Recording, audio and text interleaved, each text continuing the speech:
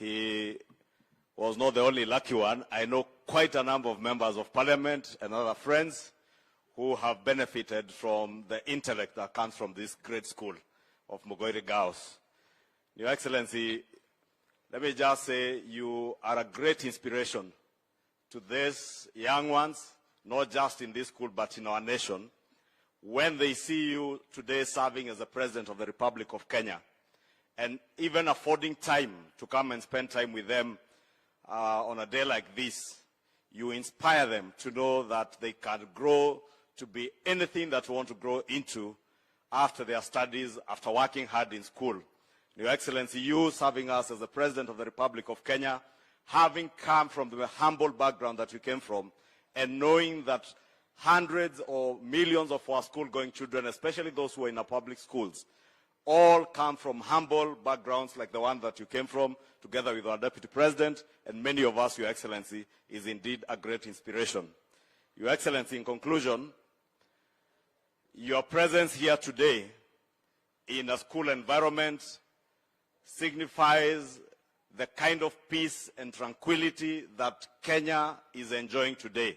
And I must take this opportunity to thank you for having ensured that the people of Kenya continue to enjoy the peace and tranquility that they prayed for even as they went into elections, Your Excellency.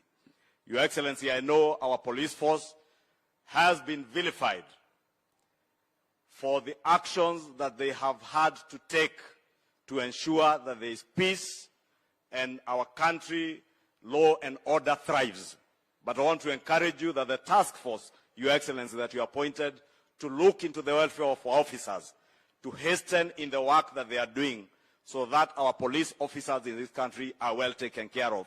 Well taken care of as well as they took care of the lives and property of Kenyans during these last 3 days when those who are engaging in subversive activities tried to interfere with the peace and law and order of our country, Your Excellency.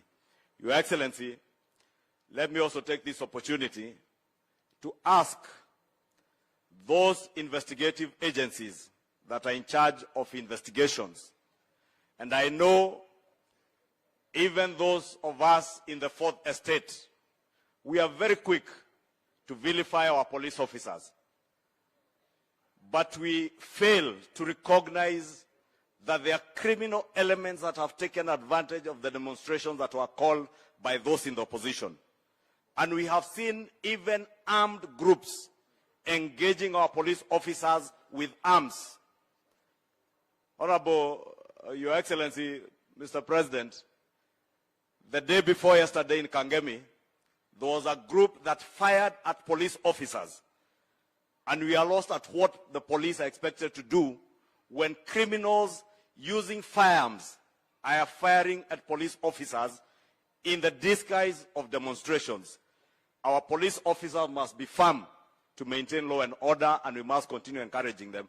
And we ask the investigative agencies to make sure that the criminal elements that have penetrated these demonstrations, Honorable Speaker, as those who have called for the demonstrations, we hear they call for the demonstrations, and together with their families, some have gone to Mombasa on holiday, others are in Dubai, others are in London, as they leave young people to be battered in the streets and to fight with the policemen in the streets, Honorable Speaker.